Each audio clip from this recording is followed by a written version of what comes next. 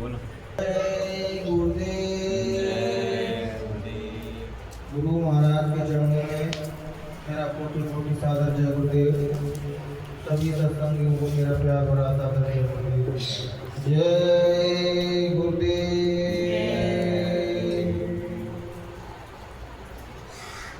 संत गोस्वामी जी महाराज रामायण में कहते हैं कि एक घड़ी आदि में पुनाद और गोस्वामी संगत साधु की हरे कोट अपराध। संतों के दर्श स्पर्श से ही बहनों भाइयों सच्चे संत होते हैं, जो मालिक की नज़रों में मालिक ने घोषित कर दिए हैं ये संत हैं, इनका आचरण संतों जैसा है। तो उनके दर्शन मात्र से ही हमारे करोड़ों जन्मों को पाप कर्म धुल जाते हैं। जो गुरु महाराज सत्संग में भी फरमाते थे, बच्चा तुम हमारे दर्शन करो, हम तुम्हारे दर्शन करेंगे। और दर्श स्पर्श में एक दूसरे के वो जो कभी नहीं कहते थे कि तुम मेरे दर्शन करो तो मेरे दर्शन से कर्म करते। तो उनकी जो महान आत्मा होती हैं, जो भगवान का भजन करती हैं, उनके ही दर्शन से कर्म करती हैं। जो लोग संसार में विधि हुए हैं, जो खोटे कर्म कर रहे हैं, उनके दर्शन से हमें कोई लाभ नहीं मिलेगा। लेकिन महात्मा उस चीज़ों को और ढंग से कहती हैं कि दर्श स्पर्श में कर्म कट जाते हैं। तो जो लोग भगवान के रास्ते पे चलते हैं, अगर उनका हमें संग मिल जाता है तो हमारा अध्यात्म का रास्ता, हमारा परमात्मा का रास्ता बहुत सुगम और सरल हो जाता है। इसलिए तो संतों का संग करने के लिए कहा था। नहीं, वो भीतर का रास्ता ऐसा दुर्लभ है, इतना कठिन है कि जीव चल नहीं सकता है। वो कहीं पे भी जाके उसकी यात्रा रुक सकती है। नहीं, तमाम लोग ऐसे हैं जो बगैर गुरु बना के साधना करते हैं, लेकिन बीच में ही अपनी साधना को रोक के, डर के कारण, भय के कारण उस साधना को छोड़ देती है, फिर संसार के कामों में लग जाते हैं। क्योंकि वो बगैर मास्टर के मिले हुए तो वो साधना को कंप्लीट कर नहीं सकते। जब बाहर की कोई पुस्तकों का ज्ञान हो या किसी डिग्री का ज्ञान हो, तो मैं स्कूलों में, कॉलेजों में, यूनिवर्सिटियों में जाना पड़ता है, तब वो पढ़ी जाती है। ठीक ऐसे ही अध्यात्म की पढ़ाई है, जब उसका कोई मास्टर मिलता है हमको, तब हमें उस चीज़ का ज्ञान देता है, तब उस चीज़ पे चल पाते हैं। हर चीज़ के लिए मास्टर की आवश्यकता पड़ती है। चाहे कितना ही बड़ा महापुरुष धरती पे आए, उन्होंने, आज मैं एक किताब पढ़ रहा, उसमें भी मर्यादा निभाई कि संत रज्जब खान, संतु दादू दयाल, कबीर साहब, नानक साहब, पलटू साहब, दरिया साहब, भीका साहब, इतने सारे महापुरुष आए। वो चाहते तो खुद ही पूर्ण थे, उनको सब बोध होता है जब वो आते हैं संसार में, लेकिन वो गुरु और शिष्य की मर्यादा निभाते हैं, वो भी शिष्य को धारण करते हैं। मतलब कबीर साहब तो पहले संत थे, संत मत को चलाने वाले, लेकिन फिर भी उन्होंने रामानुज के पास गए, उनको गुरु धारण किया। उन्हें तो गुरु की आवश्यकता होती नहीं है, लेकिन ये परंपरा निभाती हैं। काल भगवान जो तीनों लोक के स्वामी हैं, वो तो स्वामी ही है इस लोक के, लेकिन यहाँ आके उन्होंने भी मर्यादा निभाई। जब भगवान राम आए तो वशिष्ठ जी को गुरु बनाया, कृष्ण भगवान आए तो सांदीपनि को गुरु बनाया। वो बगैर यहाँ के मास्टर को मिले तुम उस यात्रा को कर नहीं सकते, कितना भी यत्न कर लेना। तो ध्यान में कुछ ऐसी चीज दिख गई तो दूसरे दिन से ध्यान बंद कर दोगे। लेकिन गुरु महाराज कहते थे कि बच्चे अपने कर्मों के अकॉर्डिंग ही, कर्मों के अनुसार, हमको ऐसा उल्टा सीधा दिखाई देता है, हम साधना बंद कर देते हैं। लेकिन साधना को रोकना नहीं है, गुरु से रोज दया मांगते रहो कि मालिक भजन कैसे बने, साधना कैसे करें। वो कहते हैं कि मालिक इतना दयावान है, इतना करुणावान है कि जो लोग बैठे हैं रोज, भला उनका मन बुद्धि चित्त साथ नहीं दे रहा, लोग बैठे हैं तो कम से कम कुछ नहीं, तुम्हारी हाजिरी तो लग रही है, तुम बैठे हो, भला तुम्हारा शरीर मन बुद्धि संग नहीं दे रहा है। और कहते हैं महात्मा जो होते हैं बहनों भाइयों, तो ऊपर से ही आते हैं, तो उनके लिए वो रास्ता सहज सरल होता है। अपने लिए भजन करना बहुत कठिन है, इंद्रियों को रोक पाना, इंद्रियों के घोड़ों को एक जगह बैठ पाना, स्थल करके बहुत कठिन है। लेकिन जो महात्मा होते हैं वो ऊपर से ही मालिकों को भेजता है। तो संत महात्मा इसलिए कभी नहीं कहते तुम्हारा भगवान में मन नहीं लगेगा, तुम भगवान से नहीं मिल सकते। तुमसे कहते हैं धीरे धीरे धीरे धीरे धीरे रे मना, धीरे सब कुछ होए और माली सींचे 100 घड़ा ऋतु आवे पंचो। तो अपन खेती को पानी तो डालते हैं, लेकिन हम ये नहीं कह सकते कि भाई पानी डाल रहा हूँ तो मुझे अपने समय पे उसके फल चाहिए, या उसकी जो भी उसमें अनाज होता है उसके अपने को, वो जब उसका ऋतु आएगा, उसका समय आएगा, तो वही उसके अकॉर्डिंग तुमको अनाज पानी जो कुछ मिलना, फल फ्रूट तो तभी मिलेंगे। तो अपना काम क्या है, फल देना। सुमरण ध्यान भजन जो परमात्मा ने बताए थे वो हमें फल, हम उसको पानी दे रहे हैं बस। जब वो पानी से मालिक हमारा रीत जाएगा उससे, तो हमें दर्श पत्र में दिखाई भी और सुनाई भी देने लगेगा। अक्सर महात्माओं से सब लोग पूछते हैं कि महाराज कितने टाइम से भजन कर रहे हैं, कोई 30 साल से, कोई 40 साल से, कोई 50 साल से, किसी का तो पूरा जीवन ही निकल गया। उनको ध्यान में ना तो कुछ दिखाई देता, ना सुनाई देता, कुछ नहीं दिखाई देते। क्या कहते हैं, मूंद से नैन के तुम कुछ नहीं मूंद लेते हैं बस नैन, लेकिन दिखा तो कुछ नहीं है। तो उसका कारण ये बहनों भाइयों कि हमारे ऊपर जन्म जन्मांतर के कर्म लगे हुए हैं। तो अब वो कहते हैं ना कि कमाते 1 रुपया है, खर्च 10 रुपये कर देती हैं। भजन थोड़ा सा करेंगे, बुराई भलाई और उल्टे सीधे काम तमाम करेंगे तो वो वही में लेन देन में चली जाती है। तो महात्मा कहते हैं कि भाई अगर तुम 1 घंटा भजन कर रहे हो तो कम से कम अदर चीजों से बुराई में तो बचो, रिश्वत ना लो, अपना काम मेहनत ईमानदारी से करो, बुराई भलाइयों से बचते रहो और अच्छे लोगों में बैठो। कि जैसी संगत वैसी ही रंगत। अगर तुम अच्छे लोगों में बैठो तो तुम्हें वैसा रंग चढ़ेगा, खराब लोगों में बैठोगे तुम्हें जैसा रास्ते में चलना है तुम्हें उसी लोगों की संगत करनी पड़ेगी। जैसे कोई मैकेनिक है तो वो मैकेनिक का संग करता है, कोई लेबर वर्ग का आदमी तो उन्हीं लोगों का संगत करता है। वो साधु है तो वो साधु गणों के संग है, साधक लोगों के संग है, भगवान की राह पर जो चल रहा है उनका ही संगत करते हैं। तो हमें जैसे लोगों की संगत करेंगे वैसा ही हमारे ऊपर रंग चढ़ेगा। संगत का बहुत बड़ा इफेक्ट होता है। अगर अच्छे लोगों की संगत करोगे संगत से ही गुण आते हैं और संगत से ही गुण जाते। अच्छे लोगों की संगत करोगे तो अच्छा रंग चढ़ेगा, बुरे लोगों की संगत करोगे तो बुरा रंग चढ़ेगा। वो तो महात्मा ही होते हैं। जो महात्मा होते हैं बहनों भाइयों, वो किसी के भी संग रह लें उन पर किसी का रंग नहीं चढ़ता, क्योंकि वो मालिक के यहाँ से गुण आते हैं। वो तो दूसरों का जीवन बदल देते हैं। लेकिन अपना स्वभाव क्या है कि अगर तुम खराबी के संग रहने लगे तो तुम में थोड़े बहुत गुण बहु के आ जाएंगे, क्योंकि तुम्हारे पास उतना भजन नहीं है। सब गुरु महाराज कहते सब भजन का खेल है। जिसकी जैसी साधना है उसको मालिक वैसी दया बख्श देता है, जिसकी जैसी साधना नहीं है वो तो फिर नियम संयम ही से रहे, वो वही भलाई है। भजन से ही बहनों भाइयों हमारे भीतर के बाहर के सब कार्य सिद्ध होते हैं, और जो भी हमारे अंदर विकार है वो भजन करने से ही एक एक करके खत्म होंगे। भजन नहीं करोगे तो आज देख लो संगतों में क्या हाल मचा हुआ है। गुरु महाराज इस बात को कह गए थे कि बच्चा संगत आपस में लड़के मर जाएंगे। क्यों कह गए? क्योंकि वो जानते थे जब देखो कृष्ण भगवान आए ठीक उनको शराब लगाकर तुम्हारा कुल नाश हो जाएगा। कृष्ण भगवान खुद चाहते थे कि हमारे कुल का पूरे नाश हो जाए। 56 करोड़ यदुवंशी वो पिंगला घास से लड़ मर के मर गए सब। क्यों मर गए? क्योंकि वो फिर ठेकेदार बन जाते। भगवान तो हमारे कुल में पैदा हुए, हमारे भगवान है। ऐसे समूह के संग होता है। जब कबीर साहब आए तो आज देख लो कबीर साहब के जाने के बाद सब तमाम कबीर पंथी हो गए, लेकिन कबीर वाली अवस्था में एक भी नहीं पहुंच पाया महात्मा। गुरु महाराज अंतर ध्यान अपने सामने सो गए, तमाम लोग बने गए, लेकिन उस अवस्था तक एक भी नहीं पहुंच पाया। कारण है उसका कि जब तक तुम कर्म कांडों में उलझे रहोगे, वो उनकी जो सीख है उस सीख को वास्तविकता अपने जीवन में धारण नहीं करोगे, जीवन में धारण नहीं करोगे तब तक तुम्हारे जीवन में कोई बदलाव नहीं आ सकता है। चाहे तुम कितना भी सत्संग सुन लेना, कुछ कर लेना, क्योंकि सत्संग जिस लिए सुनना है जा कान से सुना और जा कान से निकाल दिया तो सत्संग नहीं है।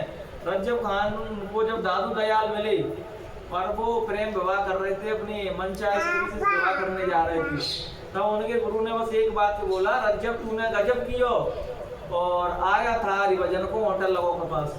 तुम भजन करने के लिए आए और कहाँ में बिद रहे हो तुम?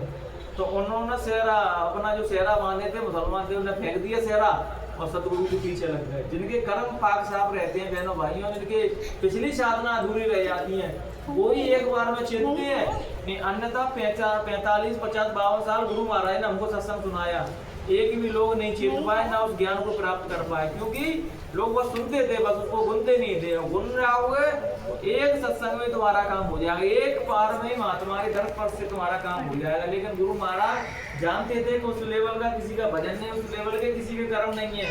तो गुरु महाराज कहते हैं कि बच्चा महीने में 10 स्पर्श कर जाना, महीने में नहीं तो 3 महीने में कर जाना, 3 महीने में नहीं तो 6 महीने में कर जाना, 6 महीने में नहीं तो साल में गुरु पूर्णिमा पड़ती है तो गुरु पूर्णिमा को तो 10 स्पर्श दे ही जाना। गुरु पूर्णिमा को भी नहीं दे पा रहे तो चुल्लू और पानी में डूब के मर जाना।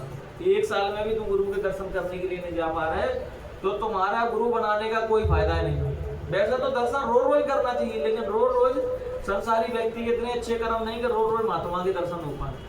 महात्माओं के दर्शन करने के लिए बहनों भाई हमारे पास पुण्य भी इकट्ठे होना चाहिए, तब तुम दर्शन कर पाओगे। रोज रोज के दर्शन भी कर पाओगे, तुम्हारे कर्म ही उनके पास जाने नहीं देंगे तुमको। अरे ठीक है रोज है तो हमारे जैसे उनका दर्शन क्या करेंगे, लेकिन वो तुम्हारे जैसे है नहीं है। जो व्यक्ति का चित्त मन बुद्धि चित्त परमात्मा में लग चुका है वो भी तुम्हारे जैसा नहीं रहा। हम तो कितनी बुराइयों में ढके हुए हैं, अभी हम कैसे महात्मा बन सकते हैं? महात्मा वही बहनों भाइयों जिसने अपनी इंद्रियों को जीत लिया हो, जिसने बुराइयों पर विजय प्राप्त कर ली हो और जो अकारण नहीं पूरे समाज का पूरे दुनिया का भला चाहता हो, वही महात्मा है। कि उनके अंदर वो भजन इसलिए नहीं करते कि उनको ज्ञान चाहिए भगवान को, दिन रात संसार के बारे में सोचते रहे हैं, संसार का भला कैसे करूं, लोगों में जो दुख है उनका दुख कैसे खत्म करूं, लोग धर्मों के नाम पे, मजहबों के नाम पे लड़ रहे हैं, जातियों के नाम पे, उसको कैसे ठीक करूं। आज समाज देखो हमारे कितना फैल चुका है। क्यों? क्योंकि वैसे कोई धर्म गुरु नहीं बचे जो लोगों को जातियों में ना बिता के, धर्मों में ना उलझा के उनको सच्चा ज्ञान दे कि भगवान जातियों में नहीं बंधा हुआ है, ना ऊंच नीच की भावना बंधा हुआ है। वो कहते हैं जाकी रही भावना जैसी प्रभु मूरत तन की जैसी, जिसकी जैसी भावना होती है भगवान उसको वैसा ही मिलता है। हम कभी अपनी आंखों में वो चश्मा नहीं लगाते हैं क्या आपको नहीं गुण दिखाई देता। और ऐसा कब होता है? जब तुम गहरे भजन में होंगे, गहरी साधना कर रहे होंगे, वर्तमान व्यक्ति होंगे, अवगुण नहीं दिखेंगे, उसके भीतर तमाम अवगुण होंगे, तब भी उसके गुण देखते हैं। बताओ अपन गुरु महाराज के पास जितने लोग जाते थे सब अवगुणों से भरे थे, लेकिन गुरु महाराज के गुण देखते थे। वो कहते हैं काना से काना का हुआ, काना जाएगा रूप ना, ओले ओले पूछिए कैसे गई। अगर वो तुमको डायरेक्ट कहते हैं तुम ऐसे हो तो तुम जाओगे नहीं उनके सत्संग सुनने आश्रमों पे। तो धीरे धीरे तो सत्संग के माध्यम से, सेवा के माध्यम से, दर्श स्पर्श के माध्यम से तुम्हारा धीरे धीरे कर्म काटते जाते थे। जब तुम्हारे कर्म पाक साफ हो जाते तब तुम उनको समझ पाते। हमारे तो हमारा मृत्यु कभी पड़ी है, बुढ़ापा आ गया, तब भी हमारे चंट चालाकी बुद्धि हमारी खोपड़ी संसार में चल रही है कि कैसे संसार को जीत लूं, कैसे संसार की वैभव प्राप्त कर लूं। लेकिन बहनों भाइयों, गुरु महाराज कहते बच्चा जिस सुख की तलाश में हर जीव घूम रहा है, संसार का हर जीव घूम रहा है कि सुख मिल जाए, लेकिन गुरु महाराज कहते संसार में सुख होगा तब तो मिलेगा। संसार में सुख है नहीं। महात्मा बुद्ध ने भी कही कि संसार दुखों से भरा हुआ है, बस जीव अपने अपने मन के अकॉर्डिंग उसको समझ लेता है ये सुख है ये दुख है, लेकिन होता ना सुख है ना दुख है। जब तुम ज्ञान की अवस्था में आओगे तो बस ये धन होगा तो तुम्हारे चीजें व्यवस्थित तरीके से चल पाएंगी, उससे तुम सुख नहीं हो। तो कहते हैं कि आत्मा जिस दिन परमात्मा से नहीं मिलेगी तब तक दुख खत्म होने वाले नहीं। अब शरीर के सुख को सब कुछ समझ लेते हैं, भाई शरीर अच्छी जगह पर रह रहा है तो बहुत अच्छी बात है, लेकिन जिस सुख मिल गए इसके बाद एक परमानंद का भी सुख है जिसको परमात्मा की प्राप्ति कहते हैं, जो भीतर में परमात्मा से जुड़ जाता है। वो तो दोनों कहते हैं ना 9 द्वार परमात्मा के बताए हैं, 10वां द्वार संतों ने यहाँ बताया दिव्य दृष्टि को। जब इस द्वार पर पहुंच जाता है कोई तब उसके सारे दुख खत्म करते हैं। गुरु महाराज कहते हैं बच्चे तो यहाँ तक आना है, बस यहाँ के बाद सदगुरु काम करते हैं। तो सदगुरु तुम अपने आप खींच लेते हैं ऊपर, लेकिन पूरा सारा संसार का नीचे है। देवी देवताओं का स्थान सब नीचे है, काम वासनाओं का स्थान नीचे है। 9 द्वार है, उन्हीं के द्वारा संसार की जीव अनुभूति सुख दुख की अनुभूति फील करता है। सुख हो रहा है, दुख हो रहा है। आंखें चाहती हैं अच्छा देखना, नाक अच्छा सूंघना चाहती हैं, कान अच्छा सुनना चाहते हैं, और हमारे जो भोग वासना के जो दृष्टियों को भोग वासना करना पसंद है। लेकिन जो 10वां द्वार है उसको संत कहते हैं कि वो आनंद से तो वंचित ही रह जाता है। हम सबको शरीर को बराबर खुराक देती हैं लेकिन आत्मा को खुराक नहीं देती, क्योंकि जिस प्रकार शरीर को तुम भोजन दे रहे हो तो शरीर चल रहा है, पर आत्मा को भोजन नहीं दोगे बहनों भाइयों तो आत्मा तुम्हारी शरीर से ऐसे जकड़ जाएगी। जब वो छूटने की बारी आएगी संसार में, मृत्यु का समय आएगा तो बहुत रोगे, बहुत चिल्लाओगे। बहुत से लोग तुमने देखे होंगे जब वो मरते हैं तो उनका शरीर से कितना मोह रहता है, वो रोते हैं, चिल्लाते हैं, अरे जा रहे हैं, मर रहे हैं, वो बचा दो, लेकिन वो तुम्हारा कोई कुछ नहीं कर पाएगा। तो संतों की बात पहले नहीं मानते हो फिर बाद में रोते हो। इसलिए थोड़ा थोड़ा भजन करके अपने आप को देखो, तुम्हारे अंदर जो जीवात्मा बैठी है वो नहीं मरेगी, लेकिन उसको देखोगे नहीं, उस क्रिया को करोगे नहीं, तो जब वो समय आएगा तो रोगे, चिल्लाओगे और अब तो क्या हो रहा है, संसार छूट रहा है। जब भजन में कहते हैं कि भजन में साधक मरता है, कहते हैं कि जा मरने से जल गए मेरा मन आनंद, कब मरेंगे कब पाइयो पूर्ण परमानंद। कबीर साहब कहते हैं कि जिस मरने से पूरा जगत डरता है, और जो भजन करते हैं, साधना करते हैं, वो मृत्यु से कभी नहीं घबराते। वो रोज मर रहे हैं समाधि में जाके, रोज अपनी आत्मा को बाहर निकाल के ऊपर रूहानियत मंडलों में सैर करा रहे हैं। तो वो व्यक्तियों की मृत्यु कहाँ हुई? अपने ऋषि मुनि जी तो करते थे, तो हजारों साल, 800 साल, 1500 साल, 2000 वर्ष तक ऋषि महापुरुष रहते थे। उनकी आयु का कारण यही था कि अपने जीवात्मा को शरीर से बाहर निकालना सीखे। और संत हमें जी बता रहे हैं कि जीते जी मरने की कला सीखना। नहीं, जीते जी कोई ऐसी कला नहीं है कि हम किताबों में पढ़ के सीख लेंगे, वो तो योग द्वारा अपनी आत्मा को देखना, अपनी आत्मा को बाहर निकाल के, जो मृत शरीर जो पड़ा है पंच भौतिक का, अपनी आत्मा निकल के वो भरी है। मरने के बाद अपन जो अनुभूति होती है, इसलिए अपन डरते हैं। जिस चीज को तुम्हें पता है कि दिल्ली कैसी है, तो दिल्ली जाने से घबराओ तो मैं तो भाई नहीं घबराओ, तुम्हें देखिए दिल्ली कैसी है। जैसे जब बात क्रिया तो रोज कर रहे होगे, फिर मृत्यु से डरोगे तो तुम कहोगे आज तो भगवान आ रहा है मुझसे मिलने के लिए, जहाँ की सेवा मेरी पूरी हुई, आज तो मैं उनके धाम में जाऊंगा, फिर मृत्यु से नहीं डरोगे।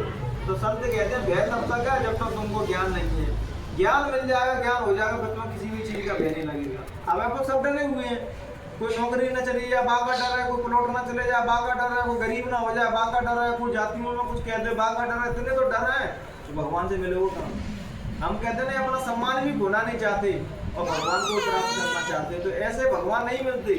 वो कहते हैं हस कंत न पाइया जिन पाया तिन रोय, हसे खेल पिया मिला रुपये हम दुआगन, खेल के वो मिल जाता तो फिर संत महात्मा इतनी मेहनत क्यों करते, इतना भजन साधना क्यों करते, वो वैसे ही सबको मिल जाता। लेकिन जो मिल जाते हैं तो उनके आसपास भी रह रहे बहनों भाइयों, तो तुम्हारा बहुत बड़ा सौभाग्य जो परमात्मा के काम में लगा हुआ है, तो उसके किसी काम आ पा रहे हो। इसलिए बहनों भाइयों भजन करो और ऐसे लोगों की संगत करो जो भगवान की राह पर चल रहे हैं, वो तुम्हारा रास्ता बहुत आसान कर देती है। जहाँ इतना दुर्लभ रास्ता है कि नए गलती की ऐसी फिसलन है, मीराबाई कहती है परमात्मा के महल में जाने के लिए ऐसी फिसलन है, अगर तुम नेक चूके तो सीधे महल से नीचे आके गिरोगे। वो महल किसका है? तो पूरा संसार तुमको नीचे खींचने में लगा हुआ है। और भजन का रास्ता संसार के विपरीत चलना, कि जगत और भगत का वैर रहता है। इसलिए महात्माओं ने बताया घर रह के भजन करो, सुमरन ध्यान भजन करो, और भजन नहीं करोगे तो न विकार खत्म नहीं होंगे, और विकार खत्म नहीं होंगे तब तक भगवान के दरबार में हम जा नहीं सकते, उस महल में हमारा प्रवेश नहीं हो सकता। क्या गंदे कपड़े पहन के किसी बहुत सुंदर प्रोग्राम में तुम जा सकते हो, बहुत सुंदर पार्टी में नहीं जा सकते, क्योंकि वहाँ क्या है गंदे कपड़ा जिसका निमंत्रण नहीं है भगा दो उसको। ठीक वैसे ही हमारे अंदर काम क्रोध लोभ मोह ईर्ष्या राग भरे पड़े हैं, और हम सोच रहे हैं हम सतलोक में चले जाएं, गुरु महाराज के महल में चले जाएं, किसी भी लोक में चले जाएं, तो देवी देवताओं के लोकों में नहीं जा सकते। अगर तुम्हारे गंदे आचरण है, गंदे विचार हैं, तुम्हारा रहन सहन गंदा है। इसलिए किसी को भी देवी देवता को तुम मानो, अगर तुम अपने कर्म को नहीं सुधार रहे हो, अपने आचरण को नहीं सुधार रहे हो, तो कोई भी देवी देवता तुमसे प्रसन्न होने वाला नहीं। जिसके आचार सुंदर है, विचार सुंदर है, कर्म सुंदर है, तो सबका प्रिय रहता है, उससे कोई नहीं रूठता है। जो छोटे कर्म करता है उनसे सब रूठ जाते हैं। इन्हीं विचारों के साथ अपनी वाणी को नहीं बढ़ाम देंगे। अगर बहनों भाइयों किसी प्रकार की त्रुटि रह गई हो तो अपना बेटा अपना छोटा भाई समझ के माफ कर देना। जय